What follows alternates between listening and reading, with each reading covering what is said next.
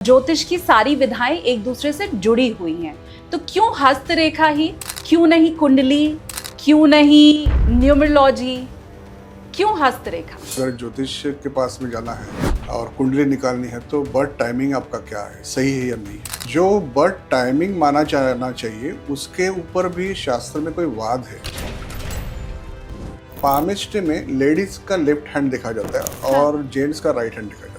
और ये क्यों होता है तो उसका बेसिक रीजन ये है कि लेडीज पामिस्ट्री या एस्ट्रोलॉजी आदमी क्यों करता है, क्योंकि हर चीज के कोई योग रहते हैं। ये कैसे मालूम चले कि कौन सा हाथ मेरे जन्म से चेंज नहीं हुआ है और वो कौन सा हाथ है जो कर्मों के जरिए बदलता गया है? आपके हिसाब से तो महिलाओं और पुरुषों में ये फर्क रह नहीं गया। एक हाथ है जिससे हम लोग कम काम करते हैं और एक हाथ है जिससे हम लोग ज्यादा काम करते हैं। वर्किंग हैंड जिसको बोलते हैं, जो डोमिनेंट हैंड है उसकी लाइन से उससे प्रेडिक्शन देना जरूरी है। क्यों?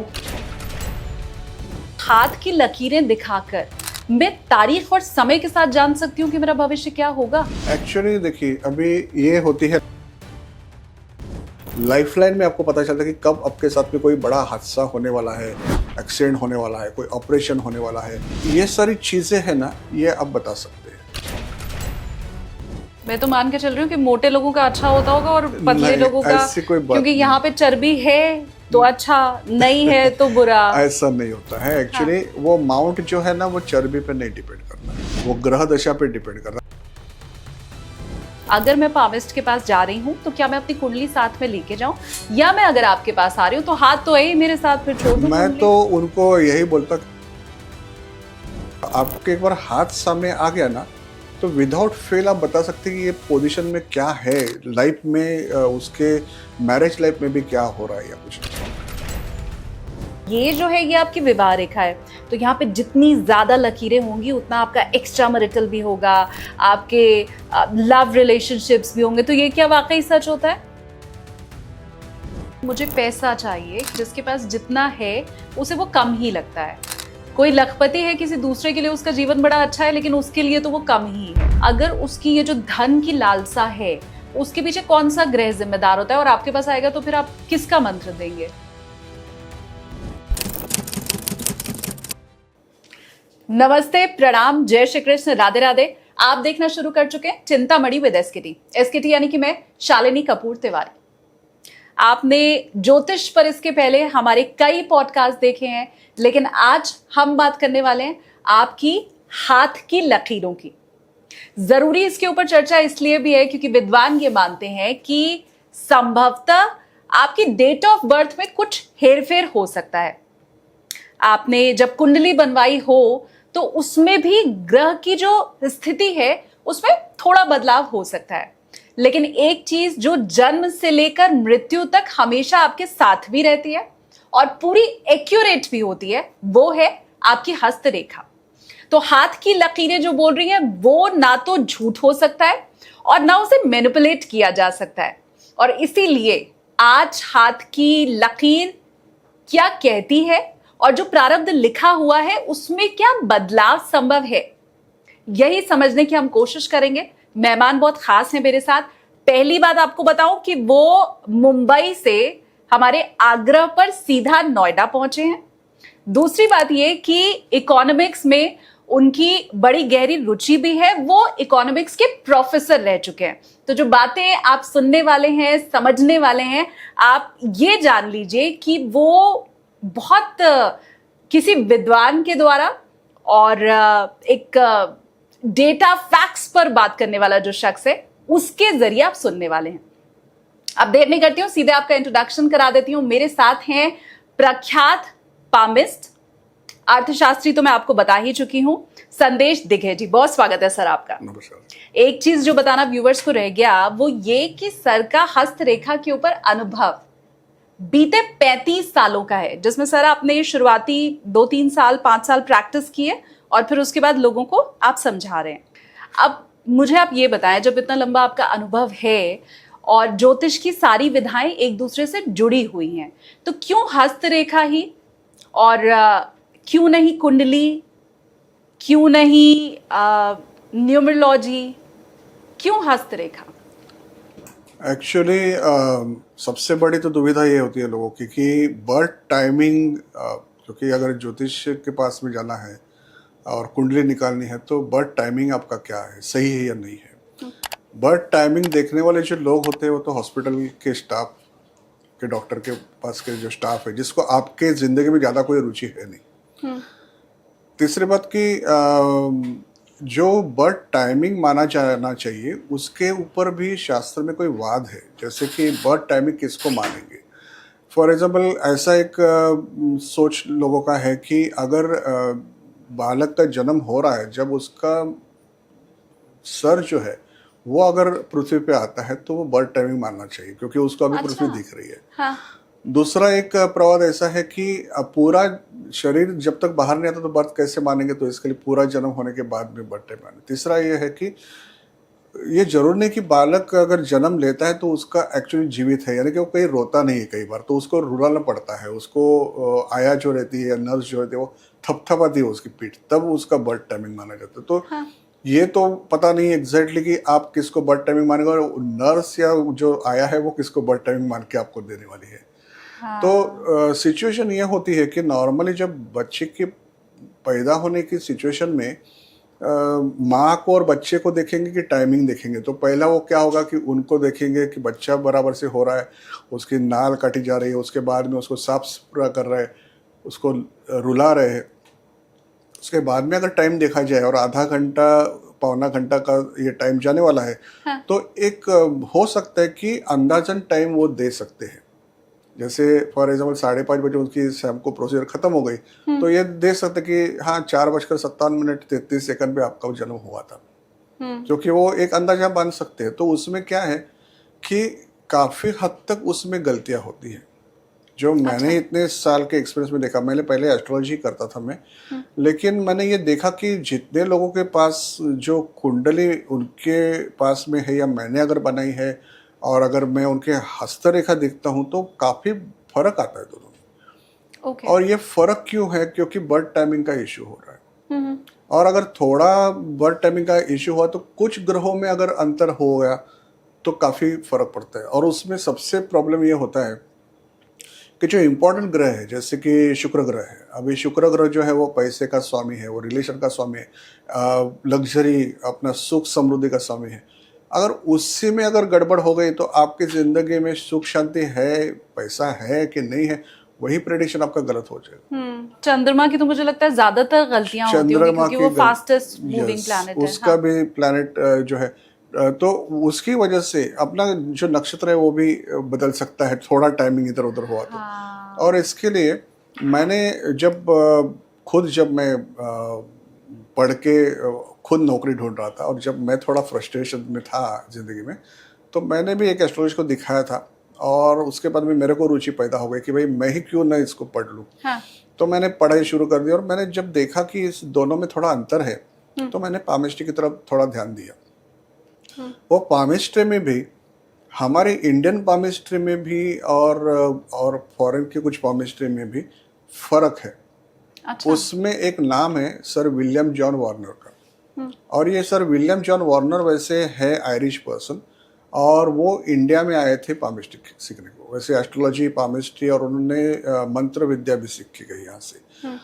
लेकिन जब वो यहाँ आए तो उन्होंने कुछ खामियां हमारे पामिस्ट्री में भी देखी जो उनको लगी। क्या बात कर रहे हैं? अच्छा। हाँ, उनको ये उन्होंने देखा कि हमारे इंडिया में पामिस्ट्री में लेडीज का लेफ्ट हैंड देखा जाता है और जेंट्स का राइट हैंड देखा जाता है। राइट। और ये क्यों होता है? तो उसका बेसिक रीजन ये है कि लेडीज जो है सॉफ्ट नेचर की है, और क्योंकि अपना हार्ट लेफ्ट साइड में है तो लेफ्ट साइड का हाथ जो है, यानी कि अपना लेफ्ट हैंड है, उससे लेडीज का हाथ देखना जो ये सिर्फ हाथ देखने के लिए नहीं है। मैंने ये कलावा पहना हुआ है ना सर, ये मैं कलावा अगर दिखाऊं तो ये भी जो महिलाओं को बाएं हाथ में बांधते हैं और खास करके शादी के बाद तो बाएं में ही बांधते हैं, और वैसे पुरुषों को दाहिने हाथ में बांधते। तो ये सिर्फ हाथ के लिए नहीं है, कलावा के लिए भी है। जी।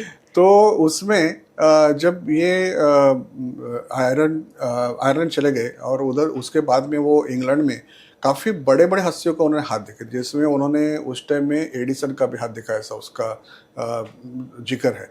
उन्होंने उस टाइम में उसके राजा का, इंग्लैंड के राजा का भी हाथ देखा था। तो उन्होंने ये कंक्लूजन निकाला कि एक तो लेफ्ट और राइट का जो ये इंडियन फॉर्मेशन में कंक्लूजन है वही काफी गलत है कि सब लेडीज सॉफ्ट नेचर की वो बात जरूरी नहीं है और सब जेंट्स बहुत रुखे सुखे और बहुत कड़क दिल के हो ये भी बात जरूरी नहीं है। ठीक बात। तो उसमें क्या फर्क होना चाहिए? तो एक तो बात आप देखेंगे, अगर अपना हाथ आप देखेंगे तो लेफ्ट हैंड में और राइट हैंड में आपके लाइंस थोड़े बहुत तो भी चेंज होते ही होते हैं। अच्छा। तो उन्होंने ये उसमें बहुत एक्सपीरियंस के बाद में कंक्लूजन निकाला कि एक हाथ है जो the hand with which you are born, एक हाथ है जो जन्म का आपका हाथ है, हाँ। जो जन्म से आपका प्रारब्ध लेके आपकी लाइंस लेके आया है, और एक हाथ जो है वो आपका कर्म के अनुसार बनता है क्योंकि भगवान चेंज होता है जिसमें लकीरें चेंज होती है। मैं 1 मिनट रोक रही हूँ सर आपको। तो आपकी इस बात से क्या मैं ये समझूं कि जब बच्चा पैदा होता है उस समय उसके दोनों हाथ की लकीरें एक होती हैं क्योंकि उस समय तो उसने कोई कर्म किया नहीं है? जी।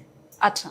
तो उसके बाद में क्या होता है कि देखिए भगवान ने गीता में भी कहा था कि कर्म करो, तो कर्म करने में बहुत आपको विश्वास तो रखना ही है और आप जितना कर्म सही करोगे यानी कर्म यानी कि मेहनत करोगे, कोशिश करोगे, विपरीत परिस्थितियों का सामना करने की कोशिश करोगे तो आपके हाथ की लकीरें थोड़ी थोड़ी चेंज होती है। ऐसा है कि प्रारब्ध जो है वो 100% फिक्स नहीं रहता है कभी भी, लेकिन उसमें प्रारब्ध क्यों देखना है या पामिस्ट्री या एस्ट्रोलॉजी आदमी क्यों करता है? क्योंकि हर चीज के कोई योग रहते हैं।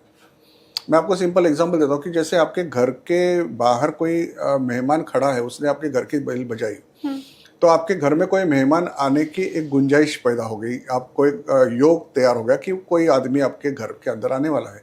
ठीक है। लेकिन जब तक आप वो दरवाजा खोलेंगे नहीं वो आदमी अंदर नहीं आ सकता है। तो जब तक कोशिश नहीं करेंगे आदमी अंदर नहीं आएगा। तो आपकी जिंदगी में योग आते हैं, योग के अनुसार आप कोशिश नहीं करेंगे तो एक्चुअली कन्वर्ट नहीं होगा। लेकिन मैं ये कैसे समझूं? मैं अपने ही हाथ के लिए कह रही हूँ, मैं व्यूवर्स से चाहती हूँ कि वो भी अगर सर जो बता रहे हैं वो चेक करना है तो आप साथ में करते चलें। ये कैसे मालूम चले कि कौन सा हाथ मेरे जन्म से चेंज नहीं हुआ है और वो कौन सा हाथ है जो कर्मों के जरिए बदलता गया है? आपके हिसाब से तो महिलाओं और पुरुषों में ये फर्क रह नहीं गया, तो हम कैसे माने? उसमें एक रहता है डोरमेंट हैंड और एक रहता है डोमिनेंट हैंड, यानी एक हाथ है जिससे हम लोग कम काम करते हैं और एक हाथ है जिससे हम लोग ज्यादा काम करते हैं। सही है? लेफ्टी और लेफ्ट और राइट। तो नॉर्मली 90% लोग राइट ही रहते हैं। तो नॉर्मली लेडीज हो या जेंट्स हो, जो वर्किंग हैंड जिसको बोलते हैं, जो डोमिनेंट हैंड है उसकी लाइन से उससे प्रेडिक्शन देना जरूरी है। क्यों? क्योंकि वो कर्म करने वाला हाथ है, तो लाइंस उसमें चेंज हुई है। तो ओरिजिनल हाथ है जो the hand with which you are born, जो है डॉर्मेंट हैंड, यानी जो एक्चुअली आप ज्यादा काम में नहीं लाते हो। अगर आप राइट हैंडेड हो तो आपका लेफ्ट हैंड डॉर्मेंट है, अगर आप लेफ्ट हैंडेड हो तो आपका राइट हैंड डॉर्मेंट है। हाँ। तो अगर सपोज फॉर एग्जांपल एक महिला जो है अगर वो राइट हैंड से काम कर रही है तो उसके राइट हैंड की लाइंस ज्यादा उसके परफेक्ट गाइडेंस उसको दे सकती है। अगर एक पुरुष है वो लेफ्ट हैंड से अगर वो ज़्यादा काम कर रहा तो लेफ्ट हैंड ही उसका ज़्यादा उसका करेक्ट उसका इन्फॉर्मेशन दे सकता है। ये कंक्लूजन मेरा नहीं है, वो सर जॉन वार्नर जिनको शेरियो नाम से उन्होंने अपना नामकरण किया था। हाँ। शेरियोमैंसी यानी चेरियोमैंसी, क्यूरोमैंसी, ऐसे अलग अलग उसके प्रोनाउंसिएशन हुए हैं। इंडिया में उसको क्यूरोमैंसी बोलते हैं, कई लोग कीरो बोलते हैं।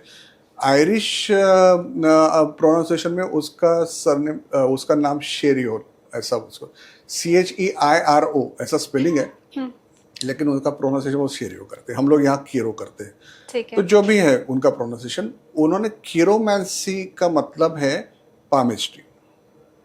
तो ये कीरोमैंसी ये वर्ड आपको कहीं डिक्शनरी में नहीं मिलेगा, आपको उसको जाके नेट पे सर्च करना पड़ेगा, गूगल सर्च करना पड़ेगा, तभी आपको उसका मीनिंग पता चलेगा। मुझे एक चीज़ आप बताएं, क्योंकि जब हम कुंडली दिखाते हैं तो हम ये मान के चलते हैं कि कुंडली में एग्जैक्ट डेट के साथ भविष्य बताया जा सकता है, क्योंकि हमें ये मालूम है कि उसमें अलग अलग दशाएं होती हैं, दशाएं बदल रही होती हैं। वो आप कह लीजिए माइलस्टोन है लाइफ का, जो हमें ज्योतिषी ना भी बताए तो अब तो एप्स आ गए जिसमें मैं चेक कर सकती हूँ कि मेरी कौन सी अंतरदशा प्रत्यंतर दशा चल रही है। अगर मैं हस्तरेखा की बात करूँ तो क्या ये भी बिल्कुल डेट टाइम के साथ एक्यूरेट भविष्यवाणी कर सकती है? मेरा विवाह कब होगा, मुझे नौकरी कब मिलेगी, मेरी सेहत किस दिन से खराब होने वाली है। क्योंकि ज्योतिषी तो कह देते हैं अच्छा शनि की 7.5 शुरू हो रही है तो जी अब तो तुम्हारी सेहत खराब होना शुरू हो जाएगा। तो क्या हाथ की लकीरें दिखाकर मैं तारीख और समय के साथ जान सकती हूँ कि मेरा भविष्य क्या होगा? एक्चुअली देखिए, अभी ये होती है लाइफलाइन। हाँ। ये लाइफलाइन में आपका ये लाइफ का जो स्पैन है ना, वो यहाँ अगर टच करता है तो उसको 100 साल माना जाता है। ठीक है, यानी ये जो है मणिपुर बंधन बोलते हैं इसको, ये जो है वहाँ 100 साल हो गया। तो जो एक्यूरेट जो पामिस्ट्री कर सकता है, जो नॉलेज है जिसको, तो ये काउंट कर सकता है कि ये कौन से साल में होने वाला है। ठीक है, अभी ये हुआ मैरिज का, ये हाँ रहती है मैरिज की लाइन। ये पोर्शन जो है, ये पूरा पोर्शन 50 साल माना जाता है। वो हिसाब से आपके लाइन कहाँ है, ये कैलकुलेशन पे आपका चल सकता है। ये शनि का उंगली है, शनि की उंगली है, ये शनि का माउंट रहता है, और इसके नीचे ये है फेट लाइन, या उसको शनि रेखा भी बोलते हैं। वो हिसाब से अगर आपका तजुर्बा अच्छा है, आपको मालूम है, तो आप एग्जैक्टली कैलकुलेशन कर सकते हैं कि आप कौन से एज में क्या आपके साथ में होने वाला है। जैसे कि जॉब कब लगेगी, अगर यहाँ आप देखते हो और आपको तजुर्बा है तो आपकी शादी कब होगी। अगर यहाँ ये जो हेल्थ लाइन होती है, सबके हाथ में होती भी नहीं है, क्योंकि काफ़ी लोगों की हेल्थ खराब भी होती है। तो हेल्थ लाइन से पता चलता है कि आपकी हेल्थ कब तक अच्छी रहेगी, कब खराब हो जाएगी। लाइफ लाइन में आपको पता चलता है कि कब आपके साथ में कोई बड़ा हादसा होने वाला है, एक्सीडेंट होने वाला है, कोई ऑपरेशन होने वाला है।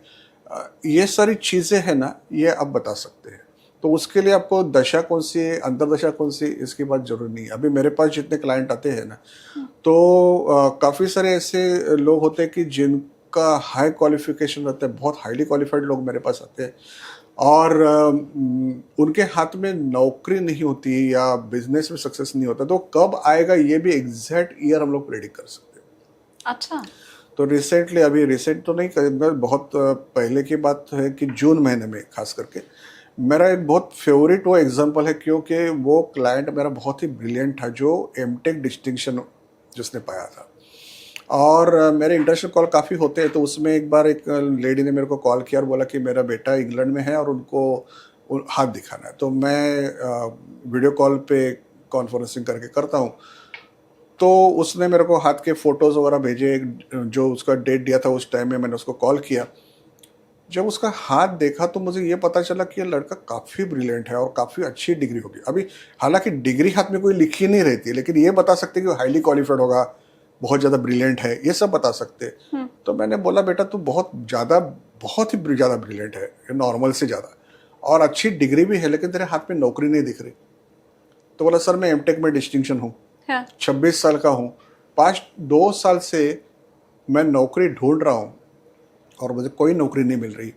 और ऐसी सिचुएशन देखिए, मेरा ब्रिलियंस की वजह से मैं इंटरव्यू क्रैक करता हूँ, इंटरव्यू के बाद में मेरे को कभी कभी कॉल लेटर भी आ जाता है, और जब मैं नौकरी ज्वाइन करने जाता हूँ तो मुझे बोलते कि नौकरी होल्ड पे डाली है, तो आपको हम लोग 1-2 महीने के बाद में इन्फॉर्म करेंगे। और ऐसा चलते चलते 2 साल हो गए सर, मेरे को कोई नौकरी पे अभी तक आया नहीं मेरे पास। तो मेरे फ्यूचर में क्या लिखा है? तो मैंने बोला देखो बेटा, मैं जो देख रहा हूँ और मेरे तजुर्बे के अनुसार जो मैंने अनुमान बांधा है, तो 31 तक तुम्हें नौकरी मिलने का कोई गुंजाइश नहीं है। हालांकि तुम काफ़ी ब्रिलियंट हो, लेकिन पॉसिबिलिटी नहीं दिख रही हाथ में। आपकी फेट लाइन नहीं बता रही 31 तक पॉसिबल नहीं। अभी ये मैंने कैसे बता, तो अपना एज का कैलकुलेशन रहता है इसके हिसाब से। तो बोला सर मैं 2 साल में इतना फ्रस्ट्रेट हो चुका हूँ, क्योंकि मैं इंग्लैंड में रहता हूँ मेरे बहन के पास में, और मेरी मम्मी और मेरी बहन मर के मेरा खर्चा करती थी। ये खर्चा काफ़ी ज़्यादा है उधर अपने देश से, तो इसके कोई उपाय होंगे। तो मैंने बोला कि बेटा देखो, इसके उपाय तो मैं ऐसे बताऊंगा जो तुम्हें करने पड़ेंगे, जिसमें मैं शास्त्रों के अनुसार कुछ मंत्र रहते हैं, ग्रहों के मंत्र, अच्छा, और उनके अधिष्ठात्री देवताओं के मंत्र, वो मैं तुमको दूंगा। उसके पर्टिकुलर रिपीटेशंस कब कितने करने हैं मैं बताऊंगा। मेहनत आपको करनी है। तो नॉर्मली नौकरी के लिए क्या है, तो नौकरी के लिए आपको शुक्र ग्रह प्रसन्न होना चाहिए, क्योंकि वो पैसे का स्वामी है। आप अगर नौकरी कर रहे हो या बिजनेस कर रहे हो, तो वैसे तो नौकरी या बिजनेस का स्वामी तो बुध है, वो बुध देता है नौकरी या बिजनेस, लेकिन बुध काफ़ी वीक है, वो उसको बाल ग्रह बोलते हैं। तो उसके हाथ में नौकरी या बिजनेस देना तो है, लेकिन पैसा देना उसके हाथ में नहीं है। तो नौकरी दी और पैसा अच्छा नहीं मिला तो कोई मतलब नहीं है, या बिजनेस के और प्रॉफिट नहीं तो कोई मतलब नहीं है। तो फिर हम लोग शुक्र ग्रह का मंत्र दे सकते हैं। अभी मंत्र किसको क्या चॉइस करके देना है वो अपने पे है, यानी कि अपना मालूम होना चाहिए कि उसको क्या देना है। वो किस पे डिपेंड करेगा, तो आपके ग्रह दशा यानी ग्रह दोष कितना है। अभी ये आपको डायरेक्ट हाथ में दिखता है, उसके लिए आपको कुंडली की जरूरत नहीं है, क्योंकि पामिष्ट हो तो पामिष्ट है। अभी शुक्र ग्रह का पोजीशन इधर है। कई बार ऐसे होता है कि जब मेरे पास लोग आते हैं तो उनको मालूम है कि मैं पामिष्ट हूँ, फिर भी वो अपने कुंडली भी लेके आते हैं साथ में। अच्छा। तो जब साथ में कुंडली लेके आते तो मैं उनको देख के बोलता हूँ कि भाई तुम्हारे कुंडली में ना शुक्र बहुत उच्च का दिखाया होगा, शुक्र बहुत अच्छा दिखाया होगा, लेकिन मुझे पता है कि आपकी फाइनेंशियल कंडीशन अच्छी नहीं है, किसी को नौकरी नहीं होती है या बिजनेस नहीं चल रहा था। हाँ। और वैसा ही एक्चुअल सिचुएशन उनकी जिंदगी में रहता है। तो मैं बोला कि कुंडली में आपको अगर शुक्र अच्छा भी दिखे तो हाथ में मुझे दिख रहा है कि शुक्र अच्छा नहीं है। ये डिफरेंस है कुंडली देखना और हाथ देखने में। तो जो एक स्टेप फर्दर जाके उस ग्रह के एक्चुअली प्रॉब्लम्स क्या है वो हाथ में ज़्यादा अच्छी तरह से दिखते हैं। Okay. और मेरे पास ऐसे कई सारे एग्जांपल्स हैं जिनके पास में उनका शुक्र ग्रह का, जैसे शुक्र ग्रह अच्छा है कुंडली में दिखा तो उसका शुक्र का माउंट अच्छा इधर डेवलप होना है, और वो अच्छा डेवलप दिखता भी है तो उसका कुंडली में दिखता है कि शुक्र बहुत अच्छा है। मैं तो मान के चल रही हूँ कि मोटे लोगों का अच्छा होता होगा और पतले नहीं, लोगों का, ऐसी कोई बात क्योंकि नहीं। यहाँ पे चर्बी है तो अच्छा, नहीं है तो बुरा। ऐसा नहीं होता है एक्चुअली। वो माउंट जो है ना वो चर्बी पे नहीं डिपेंड करता है, वो ग्रह दशा पे डिपेंड करता है, आपकी ग्रह बेचारे कैसा है। पतले दुबले लोगों का तो ऐसे पतला सा हाथ होगा ना, नहीं, तो उनका ऐसे तो काफी मोटे लोग सारे होते हैं। माउंट उनके दबे ही हुए होंगे। नहीं। ऐसा नहीं होता है मैडम। जो आपकी हेल्थ के अनुसार वो माउंट रहेगा। आपको बड़ा आदमी होगा तो उसका बड़ा माउंट भी ज़्यादा बड़ा होगा, लेकिन आपके हेल्थ के हिसाब से माउंट उभरा हुआ या दबा हुआ है ना, वो ग्रहों के अनुसार होता है। अच्छा, आप ये कह रहे हैं कि कोई पतला बचा है तो उसके भी माउंट उभरे हुए होंगे। हो सकते हैं। अच्छा, मुझे आप एक चीज और बताएं, मैं आपके पास अगर आऊं, क्योंकि आपने बोला कि एक आपके पास शख्स आए और वो अपनी कुंडली भी लेके आए थे और उन्होंने अपना हाथ भी दिखाया, तो सही तरीका क्या है? अगर मैं पामिस्ट के पास जा रही हूँ तो क्या मैं अपनी कुंडली साथ में लेके जाऊं, या मैं अगर आपके पास आ रही हूँ तो हाथ तो है ही मेरे साथ, फिर छोड़ दूं मैं कुंडली? तो उनको यही बोलता कि भाई तुम्हारे कुंडली की जरूरत नहीं है, तुम आ रहे हो सीधा तुम्हारे हाथ में ही सब, जैसे कुंडली में ग्रह है वैसे हाथ में पूरे ग्रह है, तो फिर कुंडली की जरूरत क्या है? तो मैं कभी इनकरेज करता नहीं कि कुंडली लेके आओ। अगर मेरे पास लाया भी तो मैं बोलता कि भाई तुम्हारे कुंडली तुम्हारे में रहने दो, मुझे हाथ दिखाओ। और अगर हाथ दिखा रहे हो तो अगर तुम झूठ भी बोलोगे तो मैं पकड़ सकता हूँ उसको। ऐसा कई बार होता है। कई बार क्या होता है कि कुछ लेडीज होती है या कोई जेंट्स भी होते हैं, एक क्वेश्चन लेके आते हैं, उनके मन में रहता है कि भाई अभी ये हाथ दिखाया कि क्या बताएगा, तो फाइनेंशियल कंडीशन के बारे में बताएगा, नौकरी के बारे में बताएगा। लेकिन मेरे को अभी दिख रहा है कि उनका मैरिटल लाइफ अच्छा नहीं चल रहा है या कुछ, और अगर मैं उस पर कॉमेंट कर दूँ तो वो मानने को कभी भी तैयार नहीं होते, अच्छा नहीं लगता कभी को, कुछ लेडीज़ को खास करके। और वो झूठ भी बोलते थे। एक बार मेरे पास में एक मैडम थी, डॉक्टर थी, और उनका करियर में काफ़ी सारी प्रॉब्लम्स थी, और उन्होंने हाथ दिखाया था तो मैंने करियर के बारे में तो उनको बताया, लेकिन मैंने ये बोला कि मैडम आपका आपके हस्बैंड के साथ में बिल्कुल अच्छा नहीं जम रहा है और काफ़ी दिक्कतों का सामना करना पड़ रहा है आपको। तो उन्होंने ऐसी कोई बात है नहीं। बोले ठीक है मैडम, आपको नहीं बोलना है तो कोई बात नहीं, लेकिन आपने हाथ मेरे सामने रख दिया तो आपने किताब ही खोल के रख दी मेरे सामने पढ़ने के लिए। हाँ। तो मुझे तो दिख रहा है।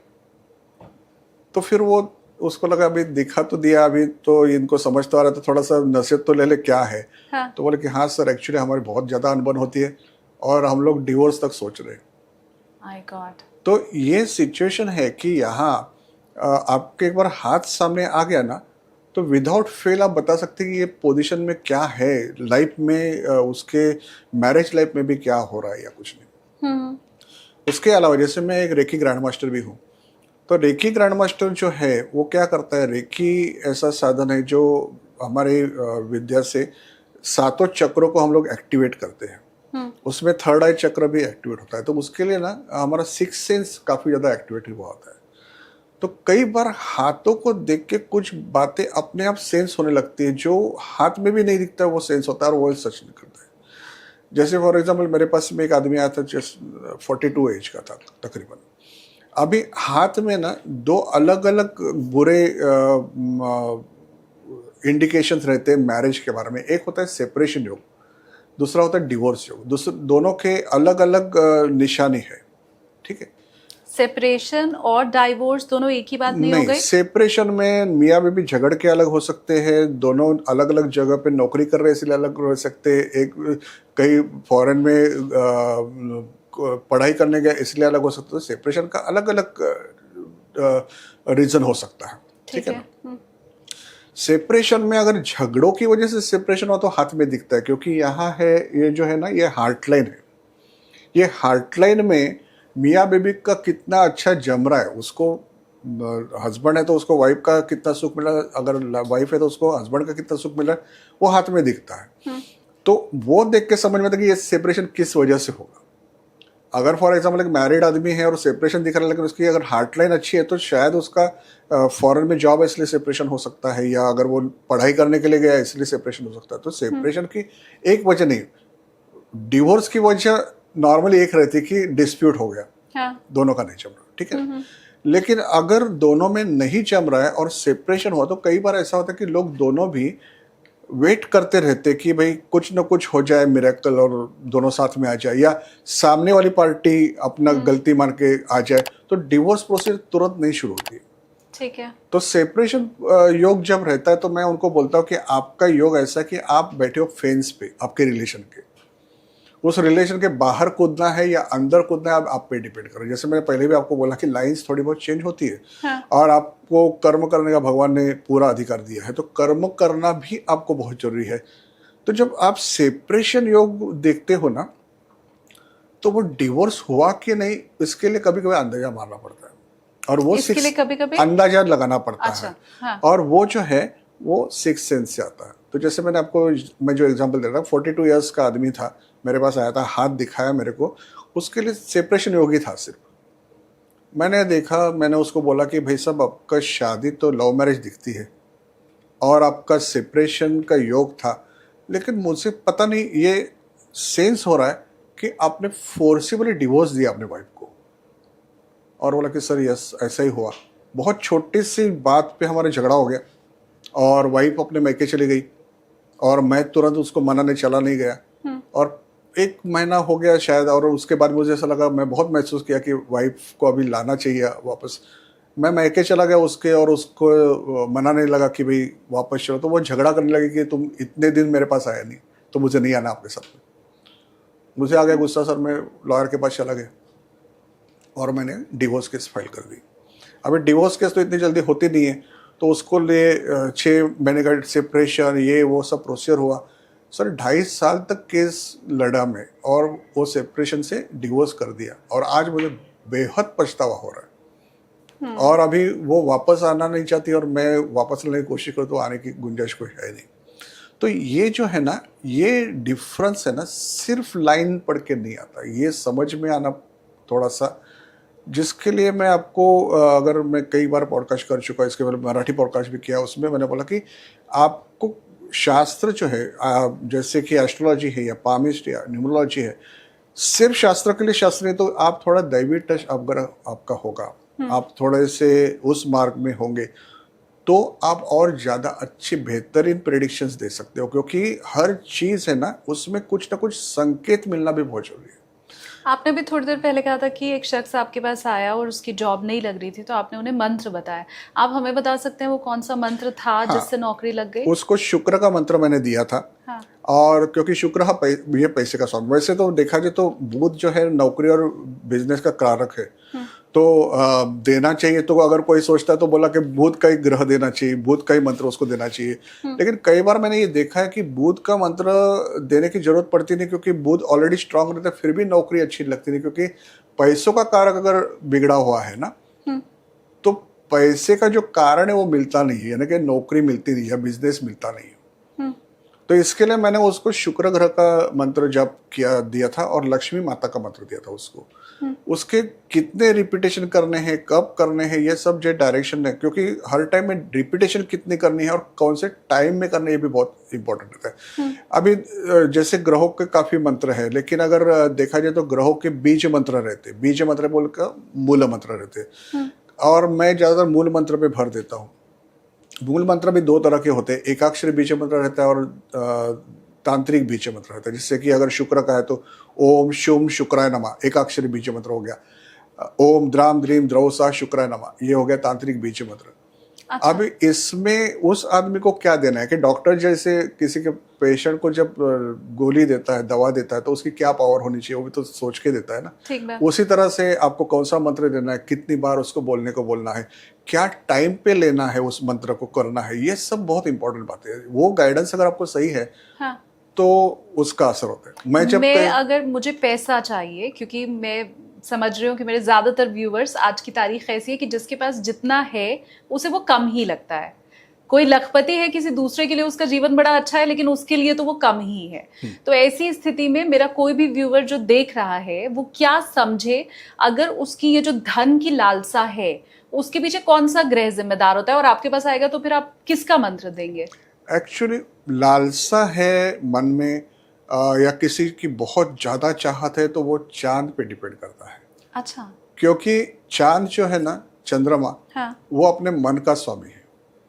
तो हमारी जो भी मन में धारणा है, हमारी जो भी मन में सोच है, हमारा विल पावर है, ये सारा चंद्र पे डिपेंड करता है। आप कितने एम्बिशियस हो, जैसे आप बोले लालसा, लालसा बोलेंगे तो अलग टर्म में, अगर थोड़ा सा अच्छा बना के बोले तो उसको बोलेंगे एम्बिशन। हाँ, ठीक बात। तो अगर एम्बिशन होना कोई बुरी बात नहीं, जब तक आप किसी से चोरी डकैती नहीं करते तो कितना भी पैसा कमाओ बुरी बात नहीं। अगर आप मेहनत कर रहे हो तो मैं उसको लालसा नहीं बोलूँ, मैं बोलूँगा कि भाई वो ज़्यादा एम्बिशियस है। और जब ये लोग एम्बिशियस है तभी तो प्रगति होती है। ठीक बात। तो एम्बिशियस है कि नहीं है वो तो उसके चांद से पता चला। वो चांद कहाँ बैठा हुआ है, तो चांद की लोकेशन यहाँ है। अभी चांद की लोकेशन से सिर्फ क्या पता चलेगा, तो आपकी ये है हेडलाइन, अगर आप देख रहे हो ये हेडलाइन की पोजीशन से आपका चांद किस तरह से बिहेव कर रहा है, बिगड़ा है, अच्छा है, क्या है, आपका माइंड कितना डिस्टर्ब्ड है या बहुत ही संतुलित है, ये सब आपकी हेडलाइन और चांद की पोजीशन से समझ में आता है। तो अगर मैं लालची वर्ड को फिर से अवॉइड ही करूंगा, लालसा, हाँ, लालसा नहीं बोलूंगा, मैं एम्बिशन बोलूंगा। जैसे कि अगर आपके पास में महीने के 10 लाख कमा रहे हो और आप अगर 20 लाख की अगर ख्वाहिश रखते हो, अगर मेहनत करके करो तो कोई बुरी बात तो है नहीं, लेकिन वो ख्वाहिश होगी कि नहीं ये सब इस पे डिपेंड करेगा, आपकी हार्ट लाइन पे, सॉरी हेडलाइन पे और आपके चांद पे।